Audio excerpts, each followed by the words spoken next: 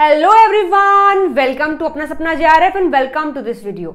आज की इस वीडियो में हम रिवाइज करने वाले हैं और क्वेश्चन प्रैक्टिस करने वाले हैं लिंक रिएक्शन पर, जो कि रेस्पिरेशन का एक सब टॉपिक है। सो अभी हमने एक सीरीज स्टार्ट की हुई है for CSIR NET life science June 2024 के लिए, जिसमें हम टॉपिक वाइज क्वेश्चन को प्रैक्टिस कर रहे हैं। उस टॉपिक से जितने भी PYQs आए हैं वो तो प्रैक्टिस कर ही रहे हैं, साथ साथ वहां से जितने क्वेश्चन बनने की संभावना है उनको भी मैं लेकर आ रही हूं, ताकि आपका वो टॉपिक अच्छे से रिवाइज भी हो जाए और जितने क्वेश्चन वहां से बन सकते हैं आप उनको भी प्रैक्टिस कर सकें मेरे साथ में। ठीक है, तो चलिए वीडियो शुरू करते हैं। लेकिन शुरू करने से पहले कुछ जरूरी सी जानकारी मैं आपको देना चाहूंगी, उसके बाद फिर अपनी वीडियो स्टार्ट करेंगे। सबसे पहले मैं तुम्हें बताना चाहती हूँ कि आप मेरा यूट्यूब चैनल जो है अपना सपना जेआरएफ, उसको सब्सक्राइब कर सकते हैं, अपने दोस्तों के साथ में शेयर कर सकते हैं। अच्छा, ऐसा करना क्यों है? क्योंकि यहाँ इस चैनल पर आपको बहुत सारा कंटेंट मिलता है, जैसे कि हम यहाँ पर PYQs को सोल्व कर रहे हैं, जैसे कि यहाँ पर हम जो मैचिंग टाइप क्वेश्चन आते हैं सेपरेट हर एक पेपर के, वो हमने सोल्व किए हुए हैं। पार्ट ए को भी मैं यहाँ पढ़ा रही हूँ, साथ में सेल बाय के PYQs हैं, और टॉपिक वाइज यानी कि यूनिट वाइज भी मैं टॉपिक आपको पढ़ा रही हूँ। साथ में रिविजन सीरीज भी चलती है at the time of exam, और PYQs तो हम कर ही रहे हैं।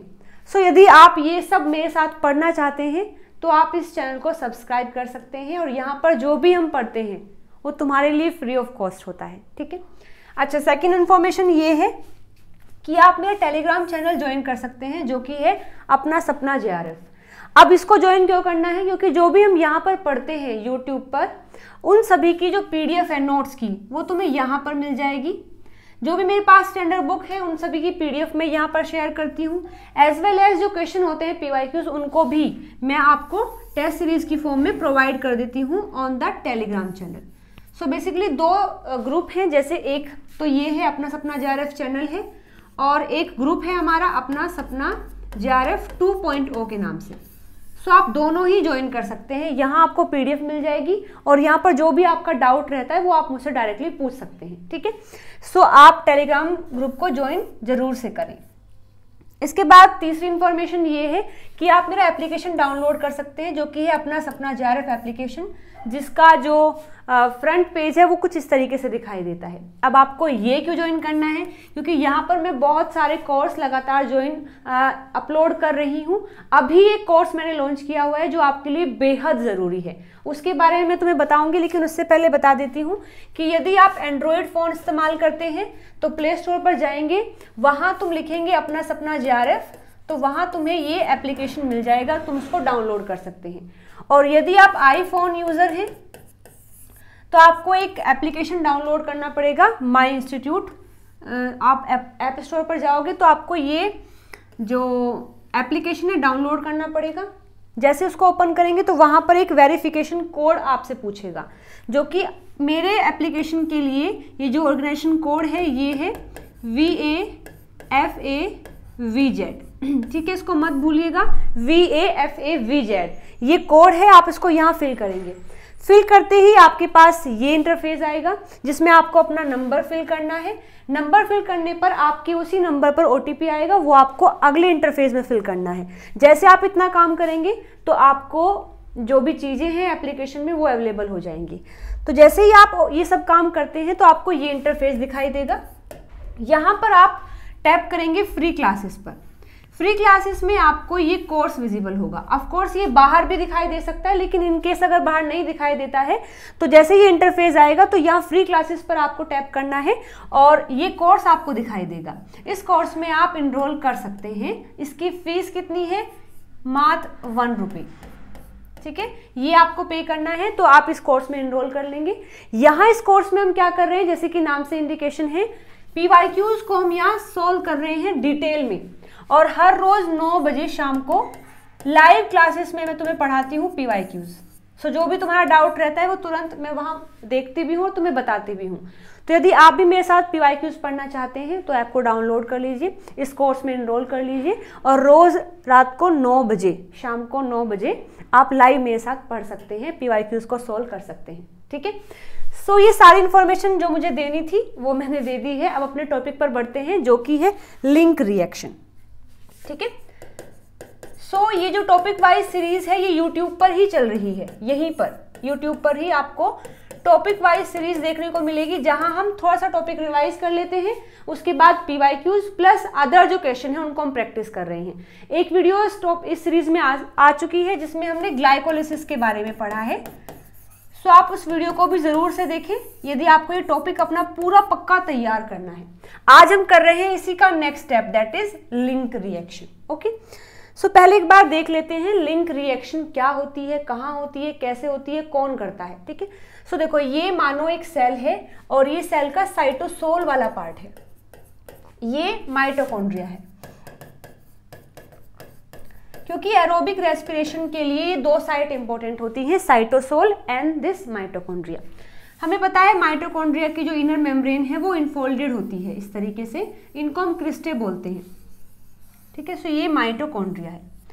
अभी साइटोसोल में क्या होता है, जैसे ग्लूकोज आती है, सो ये ग्लूकोज ग्लाइकोलिसिस करती है और ग्लाइकोलिसिस करके ये ग्लूकोज कन्वर्ट हो जाती है 2 मोल ऑफ पायरुवेट में। अब यदि सेल में इनफ O2 है और माइटोकॉन्ड्रिया भी है, सो ये पायरुवेट मूव कर जाता है माइटोकॉन्ड्रिया में।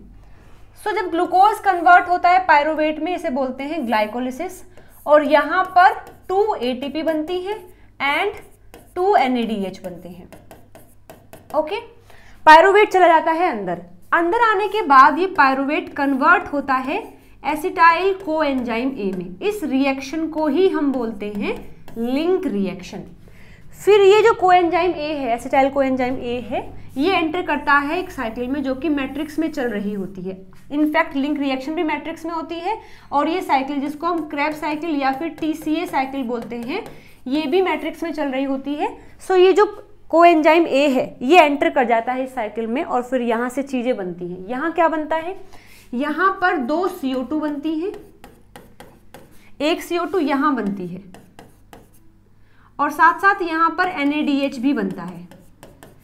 इस क्रेब्स साइकिल में 2 CO2 बन जाती हैं, 3 NADH बनते हैं, 1 FADH2 बनता है एंड 1 ATP बनती है।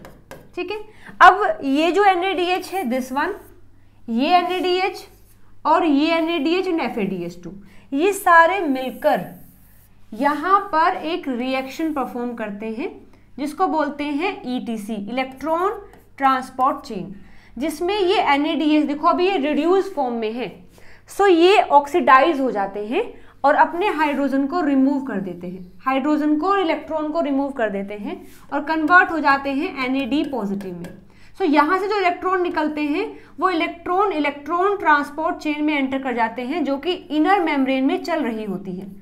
सो ये अपने इलेक्ट्रॉन इनको देते हैं, फिर यहाँ से यहाँ जाता है, यहाँ से यहाँ जाता है। जब ये ऐसे मूव कर रहे होते हैं, इस दौरान यहाँ के जो H पॉजिटिव हैं वो स्पेस में मूव कर जाते हैं, इस वाले स्पेस में।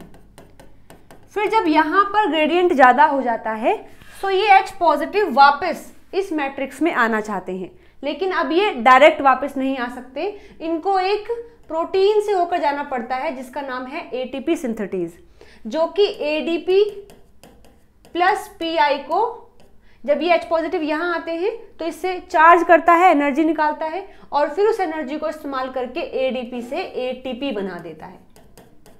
और रेस्पिरेशन का गोल क्या है, हमें ATP मिलना, तो यहाँ फाइनली हमें ATP मिल जाती है। So this is aerobic respiration. तो हमने बेसिकली इसके बारे में पढ़ लिया है। आज बारी है इस लिंक रिएक्शन के बारे में पढ़ने की। नेक्स्ट वीडियो में हम TCA के क्वेश्चन करेंगे और उससे नेक्स्ट वीडियो में हम ETC के क्वेश्चन करेंगे। उसके बाद फिर जो एनारोबिक रेस्पिरेशन है उसके क्वेश्चन करेंगे। तो एक ओवरव्यू मैंने तुम्हें दे दिया है। अभी हम बात कर रहे हैं अबाउट द लिंक रिएक्शन। सो देखिए, लिंक रिएक्शन जैसे कि नाम से इंडिकेशन है, ये किसी को लिंक कर रही है। अभी हम देख के आए किसको लिंक करती है, ग्लाइकोलिसिस को और क्रेब्स साइकिल को। इन दोनों को लिंक करने के लिए एसिटाइल कोएंजाइम का बनना जरूरी है। और ये कैसे बनता है, ये लिंक रिएक्शन से बनता है। ठीक है, सो लिंक करती है between glycolysis and Krebs cycle. Okay, इसको एक और नाम से बोलते हैं gateway of Krebs cycle. Gateway होता है क्योंकि जब ये लिंक रिएक्शन होगी तभी क्रेब्स साइकिल हो पाएगी। ठीक है, और या फिर ट्रांजिशन रिएक्शन भी बोलते हैं। ट्रांजिशन रिएक्शन जो कि दो के बीच में हो रही होती है, ग्लाइकोलिसिस एंड क्रेब्स साइकिल। इसके बाद लोकेशन क्या होती है, माइटोकॉन्ड्रिया का जो मैट्रिक्स है, माइटोकॉन्ड्रिया के मैट्रिक्स में ये होती है। ओके, एंजाइम कौन सा काम करता है, ये बहुत इंपॉर्टेंट है, इस पर बहुत क्वेश्चन आते हैं। So pyruvate dehydrogenase, this is the name of enzyme that work in this reaction. Process कौन सी होती है, प्रोसेस यहां पर दो होती हैं, डिकार्बोक्सिलेशन, डिकार्बोक्सिलेशन यानी removal of CO2 plus oxidation यानी रिमूवल ऑफ इलेक्ट्रॉन। ठीक है, ये दो प्रोसेस साथ में होती है। नेचर क्या है प्रोसेस का, इरिवर्सिबल। यहां से भी क्वेश्चन आते हैं कि लिंक रिएक्शन क्या है, रिवर्सिबल है या इरिवर्सिबल है, तो इरिवर्सिबल होती है, यानी एक बार पायरुवेट से एसिटाइल कोएंजाइम ए बन जाता है, उसके बाद वो वापस पायरुवेट में नहीं बन सकता with the help of this same enzyme. So nature क्या हो जाएगा, इरिवर्सिबल हो जाएगा। सबस्ट्रेट क्या है, ऑफ कोर्स अभी देखा हमने, pyruvate is the substrate for this reaction. Product क्या बनता है, acetyl coenzyme A is the product, साथ में बाय प्रोडक्ट भी बनता है जैसे कि CO2, जैसे कि NaDH। तो ये पूरा इंफॉर्मेशन है अबाउट द लिंक रिएक्शन। अभी आगे देखिए, स्टेप 2 है लिंक रिएक्शन। इसमें देखो पायरुवेट कहां पर बना है, साइटोसोल में बना है, ये साइटोसोल है, ये माइटोकॉन्ड्रिया है, ये माइटोकॉन्ड्रिया की आउटर मेम्ब्रेन है, ये इनर मेम्ब्रेन है। सो पायरुवेट यहां बन गया है साइटोसोल में, अब ये जाएगा माइटोकॉन्ड्रिया में, लेकिन कैसे जाएगा, यहां पर कुछ ट्रांसपोर्टर्स लगे होते हैं, यहां पर कुछ ट्रांसपोर्टर्स लगे होते हैं जिनको सिम्पोर्ट बोलते हैं, और इनको बोलेंगे, मतलब ये सिम्पोर्ट होते हैं बाय नेचर, लेकिन इसका नाम क्या है, पायरुवेट ट्रांसलोकेज। सिम्पोर्टर क्या होते हैं, जो किसी दो कंपाउंड को एक साथ एक ही डायरेक्शन में ट्रांसपोर्ट करते हैं। सो ये जो पायरुवेट ट्रांसलोकेज है, ये एक सिम्पोर्टर है जो कि पायरुवेट को भी अंदर लेके आता है as well as H positive को भी अंदर लेके आता है। ठीक है, तो इसका नाम होता है पायरुवेट ट्रांसलोकेज, और ये एक एक्टिव प्रोसेस होती है। एक्टिव इन द सेंस कि यहाँ ATP की रिक्वायरमेंट होती है पायरुवेट को यहाँ से यहाँ ट्रांसपोर्ट करने में। अब यहाँ पायरुवेट आ गया है, पायरुवेट आने के बाद कन्वर्ट होता है एसिटाइल कोएंजाइम ए में, जो कि फिर एंटर करता है in the citric acid cycle, जिसको क्रेब्स साइकिल या TCA साइकिल भी बोलते हैं। यहाँ पर CO2 बाहर निकलता है और कोएंजाइम ए देना पड़ता है, साथ में NAD पॉजिटिव देना पड़ता है, ये कन्वर्ट हो जाता है NADH में, और यहीं पर काम करता है पायरुवेट डिहाइड्रोजिनेज। ओके, चलो आगे देखते हैं प्रोडक्ट कैसे बनेगा। तो देखो पायरुवेट जो है, पायरुवेट इज 3 कार्बन कंपाउंड, जिसका फॉर्मूला होता है COO negative C double bond O CH3, ये पायरुवेट आयन है। अब यहां पर देखो हमने पढ़ा था कि दो प्रोसेस होती है लिंक रिएक्शन में, डिकार्बोक्सिलेशन एंड ऑक्सीडेशन। बात याद रखने वाली ये है कि पहले कौन सा होता है और फिर कौन सा होता है। तो यहां पर पहले होगा डिकार्बोक्सिलेशन, डिकार्बोक्सिलेशन यानी रिमूवल ऑफ CO2। सो यहां पर जो CO2 होती है वो रिमूव हो जाती है, तो रिमूवल ऑफ CO2 हो जाता है। सो अभी तक ये पायरुवेट था, अब ये बन जाता है एसिटल्डिहाइड, एसिटल्डिहाइड, और ये क्या हो गया है, 2 कार्बन का हो गया है, क्योंकि ये 3 कार्बन का था, 1 कार्बन हमने रिमूव कर दिया तो 2 कार्बन का हो गया। स्ट्रक्चर क्या रह जाएगी, बिल्कुल आसान, C double bond O CH3, और यहाँ पर आ जाएगा H, क्योंकि ये हमने रिमूव कर दिया है, तो ये क्या बन गया है, CHO, यानी कि एसिटल्डिहाइड बन गया है।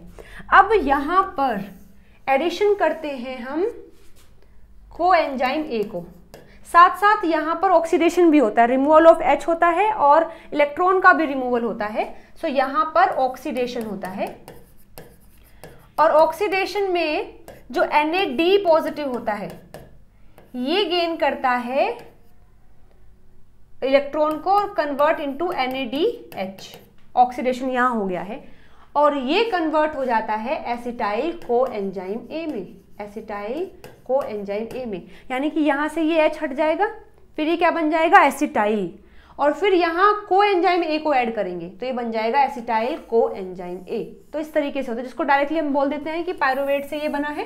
सो ये प्रोसेस कुछ ऐसे होके जाती है, तब ये बनता है, ठीक है। सो यहाँ पर डीकार्बोक्सिलेशन हुआ प्लस ऑक्सीडेशन हुआ और NADH बना प्लस CO2 बना, ठीक है। और हमने देना क्या है इसको, कोएंजाइम ए देना है। एंजाइम कौन सा आएगा, पायरुवेट डिहाइड्रोजिनेज, ठीक है। सो ये जो नाम है डिहाइड्रोजिनेज, मैंने तुम्हें बताया था ऐसे एंजाइम जो ऑक्सीडो रिडक्टेज वाली रिएक्शन करते हैं, यानी ऑक्सीडेशन और रिडक्शन करवाते हैं, ऐसे एंजाइम्स को हम डिहाइड्रोजिनेज बोलते हैं। तो यहाँ पर पायरुवेट से रिलेटेड है तो pyruvate dehydrogenase. So this is the reaction. So product जो बना है वो कुछ ऐसा होता है, एसिटाइल कोएंजाइम ए। बात याद ये रखनी है कि CH3 C double bond O यहाँ ऐड होता है कोएंजाइम ए, लेकिन कैसे, सल्फर की हेल्प से।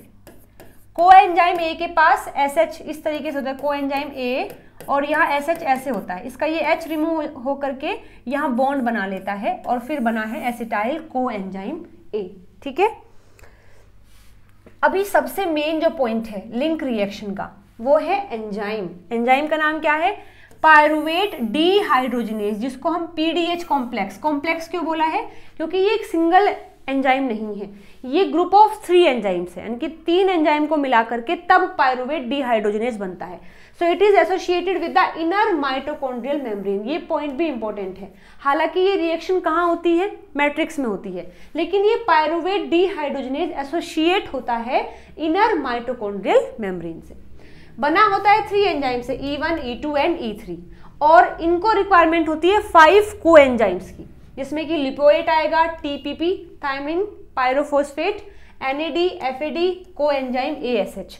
ये 5 कोएंजाइम होते हैं। अगर कोई एक भी मिसिंग हुआ रिएक्शन नहीं हो पाएगी। मैं बताऊंगी तुम्हें इन सब का काम क्या क्या है।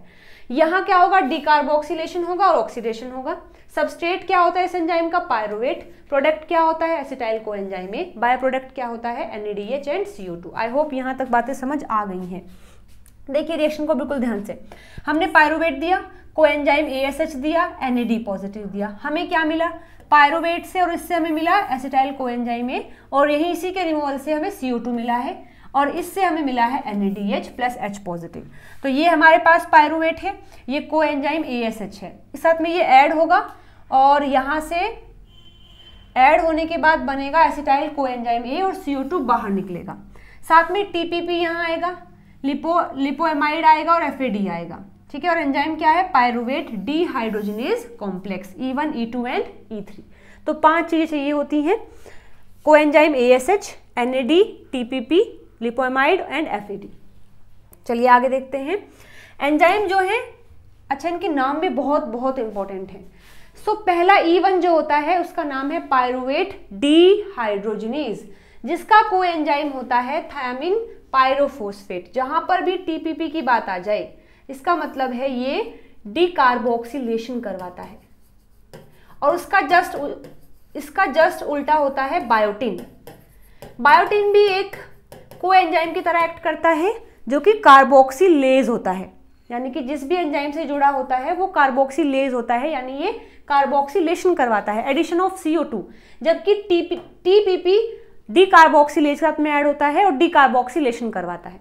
सो जो फर्स्ट कंपोनेंट है E1, इसका नाम है पायरुवेट डिहाइड्रोजिनेज। इसका काम क्या है, कोएंजाइम क्या है, TPP, और काम क्या है, डिकार्बोक्सिलेशन। तुम्हें ये 4 बातें याद रखनी है। E1 का नाम पायरुवेट डिहाइड्रोजिनेज, ये E1 है। कोएंजाइम TPP है, काम क्या है, decarboxylation. After that dihydrolipoyl transacetylase, जिसका नाम E2 है, और इसके कोएंजाइम है लिपोएमाइड, कोएंजाइम ए। ये दोनों इसके कोएंजाइम है और ये हेल्प करता है in the formation of acetyl coenzyme ए, ठीक है। सो इसने करवा दिया डिकार्बोक्सिलेशन, ये बना देगा एसिटाइल कोएंजाइम ए। अब थर्ड रह गया है NADH, तो वो यहां से बनता है डाईहाइड्रोलिपोइल डिहाइड्रोजिनेज, ये E3 है, और इसका कोएंजाइम है फ्लेविन एडेनिन डाइन्यूक्लियोटाइड, यानी कि FAD एंड NAD, ठीक है। सो 5 कोएंजाइम है। जो E1 है उसका बस एक है TPP, E2 के 2 हैं कोएंजाइम एंड लिपोएमाइड, और E3 के 2 हैं FAD एंड NAD, ओके। ये डायग्राम देखो, इससे तुम्हें सारी बातें क्लियर हो जाएंगी। सो इस डायग्राम में देखिए, सबसे पहले पायरुवेट हमने दिया। पायरुवेट में क्या होता है, डी कार्बोक्सिलेशन। अभी पढ़ के आए हैं, कौन करवाता है, E1। E1 in the sense pyruvate dehydrogenase. So इसके साथ में इसके पास होता है TPP। ओके, ये एंजाइम है E1, इसके पास TPP है। ये TPP पायरुवेट से ऐड हो जाता है और ऐड होकर के पायरुवेट से CO2 को निकाल देता है। जैसे ही पायरुवेट से CO2 निकलती है, ये पायरुवेट बन जाता है हाइड्रोक्सीथाइल, और TPP से जुड़ा है तो हाइड्रोक्सीथाइल TPP। परफेक्ट। हमारे पास E1 है जिसके पास TPP है, ये पूरा कॉम्प्लेक्स जुड़ जाता है पायरुवेट से, यहां से CO2 को रिमूव करवा देता है। जैसे ही CO2 रिमूव होती है तो क्या बनेगा, पायरुवेट कन्वर्ट हो गया हाइड्रोक्सीथाइल में और TPP उससे अभी भी ऐड है। ठीक है, अब ये TPP यहां से रिमूव होता है। जैसे ये यहां से अलग होता है, सो एक दूसरा कोएंजाइम जिसका नाम है लिपोएमाइड, जो कि E2 का कोएंजाइम है, डाई हाइड्रोलिपोइल ट्रांस एसिटाइलेज का ये कोएंजाइम है लिपोएमाइड। ये इस वेट में बैठा है कि जैसे ही TPP इसको रिमूव करेगा मैं उससे बाइंड हो जाऊंगा। तो जैसे ही यहां से TPP निकला, सो इसके साथ में ऐड हो जाता है लिपोएमाइड। तो ये क्या बन जाएगा, ये बन जाएगा एसिटाइल लिपोएमाइड, क्योंकि इससे अब ये ऐड हो गया है। अब जैसे ही यहां से ये निकलता है तो इसका एक और कोएंजाइम है, दैट इज कोएंजाइम ASH। अब ये इस वेट में बैठा है कि जल्दी से ये हटे तो मैं इससे बाइंड हो जाऊं। तो जैसे ही लिपोएमाइड यहां से हटता है, कोएंजाइम इससे बाइंड होकर के एसिटाइल कोएंजाइम A बना देता है। बचा लिपोएमाइड। अब लिपोएमाइड इससे बाइंड क्यों हुआ था, क्योंकि इसका कुछ लालच था। लालच क्या था कि ये ऑक्सीडाइज फॉर्म में है। जैसे ही ये एसिटाइल से बाइंड करता है तो यहां से उसका रिडक्शन होकर के वो रिड्यूस हो जाता है। ठीक है, इसलिए इससे बाइंड करता है। तो जैसे ही यहां से हटता है, इससे कोएंजाइम A बाइंड करके ये बन जाता है एसिटाइल कोएंजाइम A, और लिपोएमाइड जो है वो रह जाता है रिड्यूस्ड फॉर्म में। अब ये रिड्यूस फॉर्म में है तो यहाँ एक तीसरा एंजाइम जो है, दैट इज डाई हाइड्रोलिपोइल डीहाइड्रोजिनेज, उसका जो कोएंजाइम है FAD, वो वेट कर रहा है कि जल्दी से लिपोएमाइड अपना इलेक्ट्रॉन मुझे दे दे और खुद ऑक्सीडाइज हो जाए। तो ऐसा होता भी है, ये रिड्यूस फॉर्म में था, ये ऑक्सीडाइज फॉर्म में आ जाता है और अपना इलेक्ट्रॉन FAD को दे देता है। जैसे ही इसके पास इलेक्ट्रॉन आता है तो अब ये रिड्यूस हो गया है और ये बन जाता है FADH2। अब FADH2 बनने के बाद इसका एक और कोएंजाइम जो कि NAD पॉजिटिव है, ये वेट में बैठा है कि जल्दी से FAD को जो इलेक्ट्रॉन मिले हैं लिपोएमाइड से वो मुझे मिल जाए। ऐसा होता भी है, FADH2 अपने इलेक्ट्रॉन NAD पॉजिटिव को देता है और NAD कन्वर्ट हो जाता है NADH प्लस H पॉजिटिव में। और अभी मैंने तुम्हें बताया था कि NADH जाते हैं ETC में, इलेक्ट्रॉन ट्रांसपोर्ट चेन में, अपने इलेक्ट्रॉन को डोनेट करते हैं, वहां से ATP बनती है। सो एक NADH से 2.5 ATP फिर जाकर के आगे बनती है। सो आई होप यहाँ तक बातें समझ आ गई हैं। ये तीनों एंजाइम के नाम, इनके कोएंजाइम और इनका काम तुम्हें याद रखना है। ठीक है, सो फाइनली अब बात आती है कि लिंक रिएक्शन में कितनी ATP फॉर्म हुई है। सो फर्स्ट लेक्चर में मैंने तुम्हें बताया था कि ATP बनाने के 3 तरीके होते हैं। एक सबस्ट्रेट लेवल फॉस्फोराइलेशन, सेकंड होता है ऑक्सीडेटिव फॉस्फोराइलेशन, थर्ड होता है फोटो फॉस्फोराइलेशन। ये फोटो वाला मिलता है क्लोरोप्लास्ट के अंदर जब लाइट वाली रिएक्शन होती है, और जो ऑक्सीडेटिव फॉस्फोराइलेशन है ये मिलता है माइटोकॉन्ड्रिया के अंदर जब ETC चलती है। और सबस्ट्रेट लेवल फॉस्फोराइलेशन ये सबस्ट्रेट लेवल पर ही हो जाता है, डायरेक्ट वहीं पर। सो लिंक रिएक्शन में as such substrate level phosphorylation कुछ नहीं हुआ है, कुछ नहीं बना है यहाँ पर। ठीक है, लेकिन अगर बात करें ऑक्सीडेटिव फॉस्फोराइलेशन की तो यहाँ से ATP बनेगी, क्योंकि यहाँ पर बने हैं 2 NADH। 2 कैसे बने हैं, देखो ग्लूकोज है,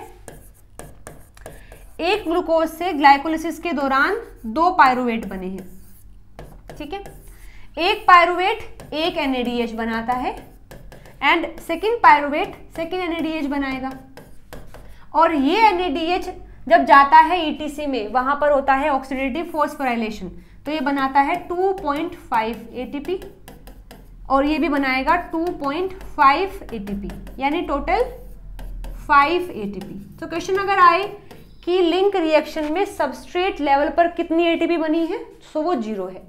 लेकिन अगर आए क्वेश्चन की ऑक्सीडेटिव फोस्फोराइलेशन में कितनी एटीपी बनी है, तो आंसर हो जाएगा 5 ATP.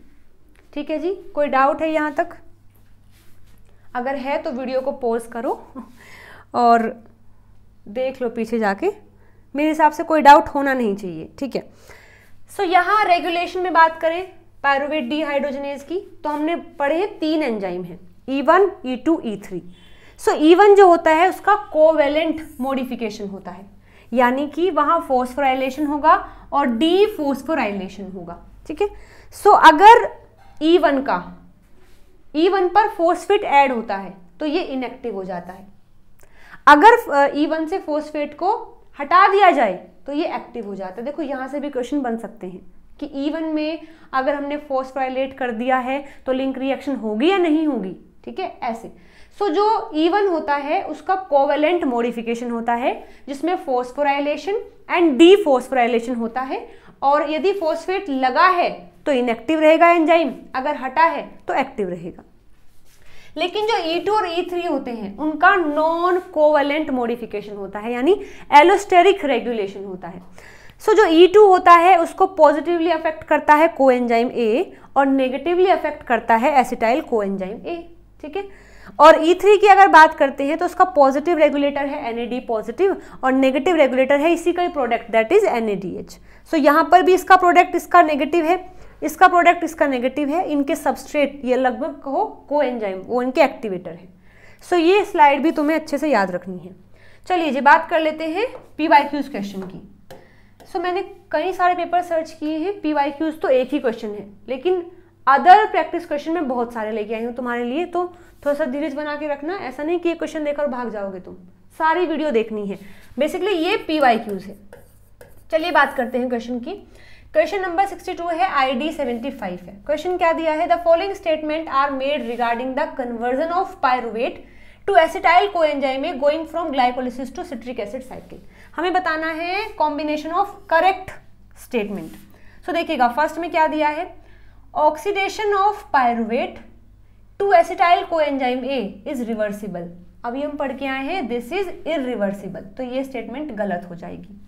Pyruvate is transported into the mitochondria by a transporter, बिल्कुल सही बात है, जिसका नाम था पायरुवेट ट्रांसलोकेज, जो कि एक सिम्पोर्टर है, साथ में H पॉजिटिव को भी ट्रांसपोर्ट करता है और ये एक एक्टिव प्रोसेस है। सो ये बात सही है। Pyruvate is carboxylated by pyruvate dehydrogenase, गलत है। पायरुवेट का डीकार्बोक्सिलेशन होता है, ना कि कार्बोक्सिलेशन, तो ये स्टेटमेंट गलत हो जाएगी। डी में लिखा है acetyl lipoamide react with coenzyme A to form acetyl coenzyme A, बिल्कुल सही बात है। ये जो E2 वाला है इसकी बात की गई है कि जो एसिटाइल लिपोएमाइड है वो कोएंजाइम ए से रिएक्ट करता है। अच्छा, ये जो E2 हमने पढ़ा था उसमें जो कोएंजाइम है लिपोएमाइड, जब वो बाइंड कर लेता है एसिटाइल से तो फिर वो रिएक्ट करता है कोएंजाइम ए से और बना देता है acetyl coenzyme A. So this is the coenzyme of E2, जो रिएक्ट करेगा इससे और फिर बनाएगा एसिटाइल कोएंजाइम ए। ये बात बिल्कुल सही है। ई में लिखा है द फ्लेवोप्रोटीन यानी FAD डाईहाइड्रोलिपोइल डीहाइड्रोजिनेज यानी कि E3 एंड अच्छा ये कंटेन करता है फ्लेविन एडेनिन डाइन्यूक्लियोटाइड यानी कि FAD is involve in the conversion of pyruvate to acetyl coenzyme A, बिल्कुल सही बात है। एक फ्लेवोप्रोटीन जिसका नाम डाईहाइड्रोलिपोइल डीहाइड्रोजिनेज है यानी कि E3, उसके पास FAD होता है और ये इन्वॉल्व होता है पायरुवेट को एसिटाइल कोएंजाइम में कन्वर्ट करने के लिए, तो ये भी बात बिल्कुल सही है। सो यहाँ पर B सही है, D सही है और E सही है, B, D, E। The fourth option will be the right answer. ठीक है, सो PYQs एक ही है। अब हम बात कर रहे हैं अदर प्रैक्टिस क्वेश्चंस की, OPQ। ठीक है, पढ़ते हैं अपने पहले क्वेश्चन पर। सो तरीका क्या रहेगा? आपको वीडियो पॉज करनी है, क्वेश्चन को रीड करना है, अपना आंसर सेलेक्ट करना है, फिर वीडियो को ऑन करना है, फिर अपना आंसर चेक करना है। ठीक है, तो देखो फर्स्ट क्वेश्चन क्या हो जाएगा? Oxidative decarboxylation of pyruvate requires. ठीक है, अगर मुझे पायरुवेट का ऑक्सीडेटिव डिकार्बोक्सिलेशन करना है, तो इनमें से किसकी रिक्वायरमेंट होगी, ये तुमसे पूछा है। NADP बिल्कुल भी नहीं, NADP नहीं, NAD, लेकिन यह NADP दिया है तो फर्स्ट गलत हो जाएगा। इसके बाद सिस्टिक्रोम्स नहीं, पायरिडॉक्सिल फॉस्फेट नहीं, कोएंजाइम ASH बिल्कुल सही। और ये कौन से एंजाइम का कोएंजाइम है, E2 का। ठीक है, चलिए तो ये हमारा सही आंसर हो गया है। Question number 2, pyruvate dehydrogenase complex and alpha ketoglutarate dehydrogenase complex require the following for their oxidative decarboxylation. अच्छा, इतना तो हमें पता है कि पायरुवेट डिहाइड्रोजिनेज के बारे में तो हमें पता है, लेकिन ये नया नाम आया है अल्फा कीटोग्लूटारेट डिहाइड्रोजिनेज। अच्छा, काम दोनों सेम करते हैं, यहां पर भी डिकार्बोक्सिलेशन होता है और ऑक्सीडेशन होता है, यहां पर भी डिकार्बोक्सिलेशन होता है और ऑक्सीडेशन होता है, लेकिन लोकेशन अलग अलग है, काम अलग अलग है। जैसे देखिए TCA साइकिल में ये जो स्टेप होता है जहां पर अल्फा कीटोग्लूटारेट कन्वर्ट होता है सक्सिनाइल कोएंजाइम में, यहां पर ये एंजाइम काम करता है अल्फा कीटोग्लूटारेट डिहाइड्रोजिनेज।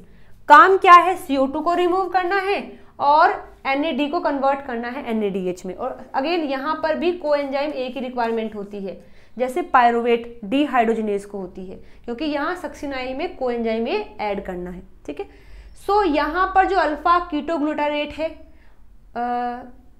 ये एंजाइम है डिहाइड्रोजिनेज, और वहां पर जो पायरुवेट है यहाँ पर यानी, ठीक है, सो यहाँ पर जो एंजाइम आता है और यहाँ पर जो एंजाइम आता है, दोनों को सेम रिएक्शन करनी है, सेम प्रोडक्ट बनता है, प्रोडक्ट इन द सेंस जो बाय प्रोडक्ट फॉर्म है, जैसे कि NADH और CO2, और सेम कोएंजाइम होते हैं। सो ये नया पॉइंट तुम्हें याद रखना है। मैं एक बार दिखा भी देती हूँ अबाउट द अल्फा कीटोग्लूटारेट। देखो बिल्कुल सेम ऐसे है कि जो आइसोसिट्रेट होता है पहले वो कन्वर्ट होता है अल्फा कीटोग्लूटारेट में, फिर ये कन्वर्ट होता है सक्सिनेट में, यानी कि इससे पहले कन्वर्ट होता है सक्सिनाइल कोएंजाइम A में। सो यहाँ पर जो रिएक्शन होती है वो तुम्हें दिखाई गई है। सो देखो सबसे पहले यहाँ पर ये है अल्फा कीटोग्लूटारेट, यहाँ से CO2 निकलता है, इसे कौन निकालता है, E1K लगा देते हैं यहाँ पर E1K। सो इसके पास TPP होता है क्योंकि इसको डिकार्बोक्सिलेशन करना है। ठीक है, तो यहाँ पर ये बाइंड हो जाएगा इससे, जैसे यहाँ से CO2 निकलेगा सो ये फॉर्म बचेगी, इससे TPP बाइंड हो जाएगा। फिर ये TPP यहाँ से निकलेगा और ये वाला पार्ट जो है इस साथ में बाइंड हो जाएगा कोएंजाइम A। पहले यहाँ पर जो E2K है उसका जो लिपोएमेट है ये इससे बाइंड करता है और फिर कोएंजाइम A बाइंड करके यहाँ कोएंजाइम A बना देता है, यानी कि सक्सिनाइल कोएंजाइम A बन जाता है, सेम जैसे हमने वहाँ पर देखा है। फिर जैसे ये इस फॉर्म में आता है तो रिड्यूस हो जाता है, फिर रिड्यूस होकर फिर से ऑक्सीडाइज फॉर्म में आता है। जैसे ही यहाँ से यहाँ आता है तो FAD जो है ये FAD कन्वर्ट हो जाता है FADH2 में, फिर ये अगेन FAD में कन्वर्ट होता है और NAD को अपने इलेक्ट्रॉन दे करके इसको रिड्यूस कर देता है। ठीक है, सेम जैसे कि हमने पायरुवेट डिहाइड्रोजिनेज में पढ़ा है, तो तुम ये पॉइंट भी ऐड कर सकते हो। हालांकि ये TCA साइकिल का पार्ट है लेकिन मैंने यहीं पर बता दिया क्योंकि सिमिलैरिटी है दोनों में। ओके, सो क्वेश्चन देखिए क्या है कि इन दोनों एंजाइम के लिए इन दोनों को ऑक्सीडेटिव डिकार्बोक्सिलेशन करना है, तो इन्हें किन किन चीज़ों की रिक्वायरमेंट है। ठीक है, सो इनकी भी होती है लेकिन इनकम्प्लीट है, इनकी भी है लेकिन इनकम्प्लीट है, इनकी भी है इनकम्प्लीट है, लेकिन यहाँ पर देखो सब दे रखा है, coenzyme ASH, TPP, NAD, FAD, लिपोएट। सो ये E2 का कोएंजाइम है, ये भी E2 का कोएंजाइम है, ये दोनों E3 के कोएंजाइम है और ये E1 का है। ओके जी, तो आंसर हो जाएगा हमारा यहाँ पर D। आगे बढ़ते हैं। हाँ ठीक है, ये भी सेम बताया हुआ है मैंने, जैसे यहाँ अल्फा कीटोग्लूटारेट है, यहाँ TPP है, E1 का TPP है, दोनों आ गए हैं। आने के बाद यहाँ CO2 निकल जाती है, CO2 निकलती है तो यहाँ जो E2 का कॉम्प्लेक्स है लिपोएमेट ये बाइंड हो जाता है, फिर यहाँ से TPP बाहर निकलता है और ये इससे बाइंड रहता है। जैसे देखो यहाँ पर ये वाला जो कॉम्प्लेक्स है ये यहाँ दिखा दिया गया है, ये कॉम्प्लेक्स जो कंप्लीट यहाँ बना है इसको यहाँ दिखाया गया है। फिर यहाँ से कोएंजाइम ए ऐड होता है और इससे बन जाता है सक्सिनाइल कोएंजाइम ए। ये हो जाता है रिड्यूस्ड और टीपीपी यहाँ से बाहर निकल के फिर यहाँ आ जाता है। अब ये जो रिड्यूस फॉर्म हुआ है ये फिर से ऑक्सीडाइज होता है और यहाँ जो FAD है वो कन्वर्ट होता है FADH2 में और फिर FADH2 फिर से कन्वर्ट होता है FAD में, जिससे जो यहाँ NAD है ये इसके इलेक्ट्रॉन लेकर के NADH में कन्वर्ट हो जाता है। यहाँ पर साथ में दिखा भी रखा है कि जो E1 है उसका इनहिबिटर कौन है, एक्सेप्ट जो एक्टिवेटर है वो कौन है। तुम यहाँ से वो पॉइंट ऐड कर सकते हो कि कौन किसका एक्टिवेटर और इनहिबिटर है। ठीक है, yes. Question number 3, question number 3 है ये और ये क्वेश्चन नंबर 4 है। एक मिनट रुकिए, क्वेश्चन नंबर, हाँ ठीक है, ये क्वेश्चन नंबर 3 है। Before pyruvic acid enter the TCA cycle it must be converted to. देखो कितना आसान क्वेश्चन है, इसे कन्वर्ट होना पड़ेगा एसिटाइल कोएंजाइम ए में। First will be the answer. Fourth question देखिए, the conversion of pyruvate to acetyl coenzyme A and CO2, इनके बारे में पढ़ो एक बार। देखो क्या सही आंसर लगता है। यदि हमें पायरुवेट को कन्वर्ट करना है एसिटाइल कोएंजाइम ए में और CO2 में, सो ये एक रिवर्सिबल प्रोसेस है। बिल्कुल भी नहीं, इरिवर्सिबल होती है। Involve the participation of lipoic acid, हाँ ये बात सही है कि इस प्रोसेस को करने के लिए लिपोइक एसिड का होना जरूरी है। Depend on the coenzyme biotin, नहीं, बायोटिन कब चाहिए होता है, जब हमें कार्बोक्सिलेशन करना है, लेकिन यहाँ पर डीकार्बोक्सिलेशन होता है, सो ये ऑप्शन गलत हो जाएगा। अकर इन द साइटोसोल, नहीं, कहाँ मिलता है, माइटोकॉन्ड्रिया के मैट्रिक्स में, सो इसका आंसर हो जाएगा सेकेंड ऑप्शन। आगे देखिए question number 5, pyruvate dehydrogenase activity is inhibited by. ये क्वेश्चन नया है जो मैंने तुम्हें थ्योरी में नहीं बताया, याद कर लीजिए। मरकरी, मरकरी एक ऐसा कंपाउंड है जो कि पायरुवेट डीहाइड्रोजिनेज को इनहिबिट कर सकता है। ठीक है, question number 6, the coenzyme not involved in the formation of acetyl coenzyme A from the pyruvate. इनमें से कौन सा नहीं चाहिए होता है, ये भी चाहिए होता है, ये भी चाहिए होता है, ये भी चाहिए होता है, लेकिन बायोटिन नहीं चाहिए होता है। ठीक है, so answer will be second. आगे देखिए question number 7, covalent modification of an enzyme usually involves phosphorylation and dephosphorylation of. So अभी हम 3 एंजाइम पढ़ के आए हैं, E1, E2, E3। इनमें से केवल E1 का जो मॉडिफिकेशन है वो कोवेलेंटली होता है, जिसमें फॉस्फोराइलेशन और डीफॉस्फोराइलेशन होता है। लेकिन ये कहाँ होता है, जैसे मैं अगर कह रही हूँ कि E1 पर मैंने फॉस्फेट ऐड किया है, तो E1 पर कहाँ, E1 क्या है, एक एंजाइम है, एंजाइम बनता है प्रोटीन से, प्रोटीन में होते हैं अमीनो एसिड। सो कौन से अमीनो एसिड पर फॉस्फेट लगता है, सो लगता है सेरीन पर। ठीक है, सो सेरीन पर लगता है फॉस्फेट, यही इसका आंसर हो जाएगा।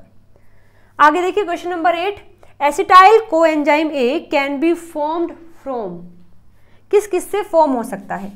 सो देखिए पायरुवेट से तो फॉर्म होता ही अभी हमने देखा है, लेकिन फैटी एसिड से भी फॉर्म हो सकता है, कीटोन बॉडीज से भी फॉर्म हो सकता है। So answer will be D. So ये भी एक नया क्वेश्चन था जो तुम्हें याद रखना है कि एसिटाइल कोएंजाइम में केवल पायरुवेट से ही नहीं, फैटी एसिड से भी बन सकता है, कीटोन बॉडीज से भी बन सकता है।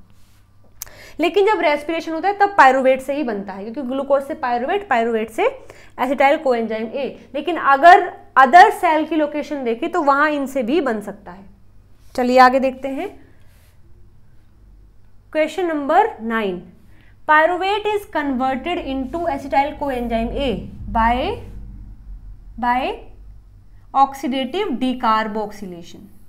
ठीक है, okay. Question number 10, conversion of pyruvate into acetyl coenzyme A is catalyzed by आसान है या नहीं। पायरुवेट को कन्वर्ट करना है यहाँ पर, तो इनमें से किन किन की रिक्वायरमेंट है, तीनों की ही है। Pyruvate dehydrogenase is the E1, dihydrolipoyl acetyl transferase is the E2, dihydrolipoyl dehydrogenase is the E3। तो तीनों की ही रिक्वायरमेंट होती है, आंसर विल बी 4th। आगे देखते हैं, pyruvate dehydrogenase complex is located in mitochondria. ठीक है, लेकिन किससे एसोसिएट होता है? माइटोकॉन्ड्रिया की इनर मेम्ब्रेन से, हालांकि वहां प्रेजेंट तो वहीं पर है, ठीक है। Answer will be C. A flavoprotein in pyruvate dehydrogenase complex is, जो पायरुवेट डिहाइड्रोजिनेज उसमें 3 पार्ट है, E1, E2, E3, तीनों में से कौन सा फ्लेवोप्रोटीन है? फ्लेवोप्रोटीन मतलब जिसके पास FAD होता है, फ्लेवोप्रोटीन FAD, तो वो कौन सा था? E3। नाम क्या है जी? डाईहाइड्रोलिपोइल डिहाइड्रोजिनेज। ये E3 है और ये फ्लेवोप्रोटीन है, यानी इसके पास FAD होता है एज अ कोएंजाइम।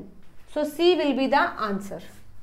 आगे देखिए, pyruvate dehydrogenase complex is regulated by, किससे रेगुलेट होता है? कोवेलेंटली भी होता है और एलोस्टेरिक भी होता है। कोवेलेंट किसका है? E1 और एलोस्टेरिक किसका है? E2 and E3। Answer will be C. An allosteric inhibitor of pyruvate dehydrogenase कौन सा है? एलोस्टेरिक इनहिबिटर, यानी कि या तो E2 का हो सकता है या E3 का, E1 का तो नहीं हो सकता है। कौन कौन थे? हमने ये स्लाइड पढ़ी थी ये वाली। सो देखो यहाँ पर इनहिबिटर पूछा है, तो देखिए इनहिबिटर या तो ये हो सकता है, क्योंकि हमें क्वेश्चन में स्पेसिफाई नहीं किया है कि E2 का पूछा है या E3 का। सो आंसर हमारा अगर ये आया है तो ये भी हो सकता है, ये आया है तो ये भी हो सकता है। चलिए देखते हैं क्या दे रखा है। पायरुवेट तो नहीं होगा, ये भी नहीं होगा, ये भी नहीं होगा, ये होगा, ठीक है। Acetyl coenzyme A is the inhibitor of E2, so answer will be ए।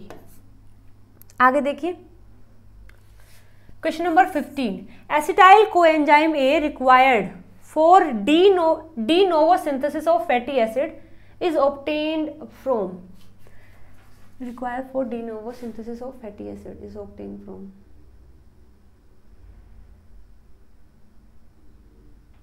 अच्छा ठीक है, इसमें कहा है कि एसिटाइल कोएंजाइम ए रिक्वायर होता है फैटी एसिड को बनाने के लिए, लेकिन डी नोवो, बिल्कुल नया बनाना है किसी से, मतलब सीधा में किससे बनाना है? एसिटाइल कोएंजाइम ए से बनाना है। तो वो कहाँ से आएगा? सो वो आता है पायरुवेट से। वैसे तो अभी हमने पढ़ा है कि जो एसिटाइल कोएंजाइम है वो कीटोन बॉडीज भी बनाती हैं, लेकिन क्वेश्चन को ध्यान से सुनो, एसिटाइल कोएंजाइम है required for de novo synthesis of fatty acid. So अगर फैटी एसिड का डी नोवो सिंथेसिस करना है, सो ये जो है केवल पायरुवेट से ही आएगा। हम यही कंसिडर करेंगे कि यहाँ से आएगा। सो answer will be D. Next question में इसका आंसर भी दे रखा है, formation of acetyl coenzyme A from pyruvate for de novo synthesis of fatty acid requires, किस किस की रिक्वायरमेंट होती है? तो देखिए यहाँ पर ये डायग्राम देखो, TCA साइकिल है और TCA साइकिल में क्या हुआ? पायरुवेट था, पायरुवेट से बना acetyl coenzyme A with the help of pyruvate dehydrogenase, इसने यहां पर एंटर किया। ये ऐड होता है ऑक्सैलो एसीटेट के साथ में और बनाता है सिट्रेट। ये सिट्रेट फिर, क्योंकि ये चल रहा है माइटोकॉन्ड्रिया में, सिट्रेट वहां से बाहर आ जाता है, कुछ बाहर आ जाता है, कुछ बाकी साइकिल कर रहा होता है। जैसे ये बाहर आता है साइटोसोल में, वहां एक एंजाइम जिसका नाम ATP सिट्रेट लाइज है, ये इसको कन्वर्ट कर देता है एसिटाइल कोएंजाइम में फिर से सिट्रेट को, ठीक है। और ऑक्सैलो एसीटेट में जो रिएक्शन यहां हुई थी जिससे सिट्रेट बना था, इसको ही अपोजिट कर दिया है, सिट्रेट को फिर से कन्वर्ट कर दिया है एसिटाइल कोएंजाइम ए में एंड ऑक्सैलो एसीटेट में।